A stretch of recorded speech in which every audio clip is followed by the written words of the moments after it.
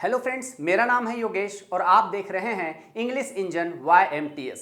Friends, आज हम बात करने वाले हैं हैव से कैसे हम सेंटेंसेस बना सकते हैं। ज़्यादातर हैव का इस्तेमाल होता है फ्रेंड्स हेल्पिंग वर्ब के लिए, लेकिन आज हम हेल्पिंग वर्ब नहीं सीखने जा रहे हैं। हैव का दूसरा यूज़ कि किसी चीज़ को हम ओन करते हैं, कोई चीज़ हमारे पास है, ये बताने के लिए भी हम हैव का इस्तेमाल करते हैं। सो फ्रेंड्स, एक वीडियो में हमने बताया था कि हैव का इस्तेमाल कैसे होता है, लेकिन कुछ ऐसे जगह पर हैव का इस्तेमाल होता है जो हिंदी में जब हम बोलते हैं तो हम काफ़ी सोचने लग जाते हैं कि इसका इंग्लिश कैसा होगा। जैसे कि एक सेंटेंस बोलता हूं मैं कि तुम्हारे पास कल पैसे होने चाहिए थे। अब इसका इंग्लिश क्या होगा, हम सोचने लग जाते हैं फ्रेंड्स। तुम्हारे पास पैसे होने चाहिए और तुम्हारे पास पैसे होने चाहिए थे, दोनों अलग अलग है, तो इसका इंग्लिश क्या होगा ये हम सोचने लग जाते हैं। तो आज मैं इसी को आपका क्लियर करने वाला हूं फ्रेंड्स, तो ध्यान से इस वीडियो को देखिएगा। लास्ट जो वीडियो में हम पढ़े थे, इसका जो पहला पार्ट था, उसमें हम वर्तमान में कोई चीज़ हमारे पास है, पास्ट में कोई चीज़ हमारे पास था, फ्यूचर में कोई चीज़ हमारे पास होगा, इसके बारे में हम बात किए थे। तो एक बार देख लेते हैं। मेरे पास पेन है, ऐसा मुझे कहना है, इसका इंग्लिश होगा आई हैव अ पेन। ठीक है। अगर मुझे कहना है कि मेरे पास पेन था, आई हैड अ पेन।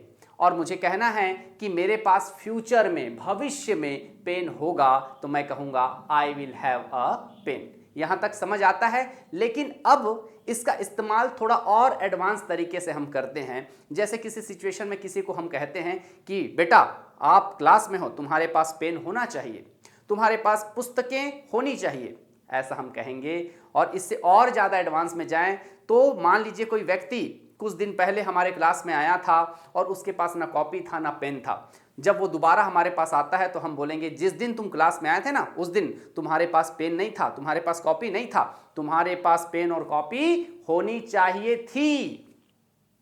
तुम्हारे पास पेन और कॉपी होनी चाहिए थी। कोई एग्जाम में ऐसे ही चला गया और बाद में बताता है कि मैं तो एग्जाम गया लेकिन मेरे पास पेन नहीं था, तो हम क्या बोलेंगे, तुम्हारे पास पेन होना चाहिए था। किसी की जिम्मेदारी को एहसास करा रहे हैं हम। तो ऐसे सेंटेंसेस को कैसे बोलते हैं, आइए देखते हैं। तो अगर हमें किसी को कहना है कि तुम्हारे पास पेन होना चाहिए, तो क्या फॉर्मूला है। जैसे देखिए, तुम्हें खेलना चाहिए तो हम बोलते हैं यू शुड प्ले। प्ले क्या है, वर्ब है। देखिए, subject should verb, you should play, object में कुछ भी हो सकता है। उसी प्रकार अगर हमें किसी को बोलना है तुम्हारे पास पेन होनी चाहिए, यहाँ पे जो होना है, जो हमारे पास होना है, वही वर्ब है फ्रेंड्स। आइए देखते हैं। Subject should verb plus object, तो क्या होगा, यू, सब्जेक्ट कौन है, यू, तुम्हारे पास। अब होना चाहिए तो क्या लगेगा, शुड, यू शुड। और वर्ब अब हमारे पास प्ले नहीं है, खेलना नहीं चाहिए, होना चाहिए। होने के लिए क्या लगेगा, पास होने के लिए हैव, तो you should have a pen. ATM card होनी चाहिए, you should have a ATM card. आपके पास समय होनी चाहिए, मैं आपको एडवाइस कर रहा हूं friends, you should have time. ठीक है। लेकिन ऐसे ही सिचुएशन है जब हम किसी को उसके पास्ट के बारे में बता रहे हैं कि तुम्हारे पास ये चीज होना चाहिए था नहीं। जैसे मान लीजिए आप मेरा क्लास अटेंड कर रहे हैं बिना कॉपी का, फिर मुझसे फोन में जब आप बात करेंगे तो मैं आपको कहूंगा बेटा नोट किए, बोलते हैं सर हमारे पास तो कॉपी नहीं था। तो मैं आपको फिर टॉन्ट की तरह बोलूं या समझाने की तरह बोलूं या आपको मैं पछतावा करवाते हुए बोलूं कि आपके पास कल के क्लास में पेन कॉपी होना चाहिए था क्या, नहीं था, लेकिन होना चाहिए था, ये आपकी जिम्मेदारी थी। ऐसे चीजों को कैसे इंग्लिश में बोलते हैं। ये तो तुम्हारे पास पेन होना चाहिए, you should have a pen, लेकिन होना चाहिए था कल, परसों, थोड़ी देर पहले।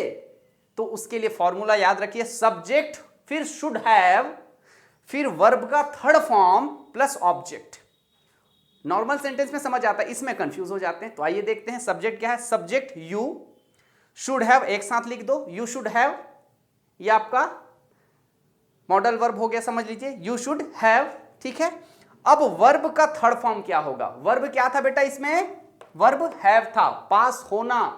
पहले प्ले है तो प्ले होगा, लेकिन पास होने के लिए हम हैव वर्ब यूज करते हैं। तो वर्ब का कौन सा फॉर्म, वर्ब का थर्ड फॉर्म। तो हैव का थर्ड फॉर्म क्या होगा, हैड। तो देखिए, you should have had a pen, ध्यान से सुनिएगा, you should have had a pen.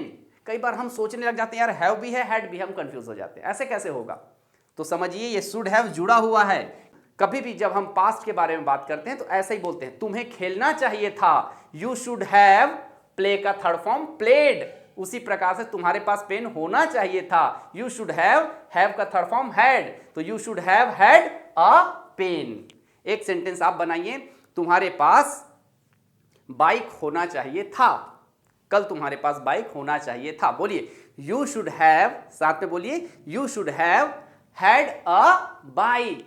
काफी इजी है फ्रेंड्स, मुझे ऐसा लगता है आप समझ गए होंगे। इसको एक दो बार और देखेंगे तो हमेशा के लिए आपको क्लियर हो जाएगा। थैंक यू सो मच इस वीडियो को देखने के लिए। अब आपका काम है फ्रेंड्स, सब्सक्राइब प्लीज कर लीजिए, कमेंट जरूर कीजिए, लाइक कीजिए और शेयर अगर आप करेंगे फ्रेंड्स तो मेरे लिए बहुत अच्छा होगा, ताकि मैं आपके सामने लाइव आ सकूंगा। अभी हमारा उतना सब्सक्राइबर नहीं है कि हम लाइव आ सकें, हमारे जो वॉचिंग टाइम उतना नहीं है कि हम लाइव आ सकें, लेकिन आप लोगों का मदद अगर हमें मिल जाए, आप लोग अगर हमें सपोर्ट कर दें तो जल्दी से जल्दी हम आपको लाइव क्लास दे सकते हैं फ्रेंड्स। तो जल्दी से कोशिश करें, अपने पूरे फ्रेंड सर्कल को आप बताएं, उन्हीं को बताएं जो इंग्लिश सीखना चाहते हैं, सबको नहीं, उन्हीं को बताएं जो इंग्लिश सीखना चाहते हैं। Thank you so much, all the best.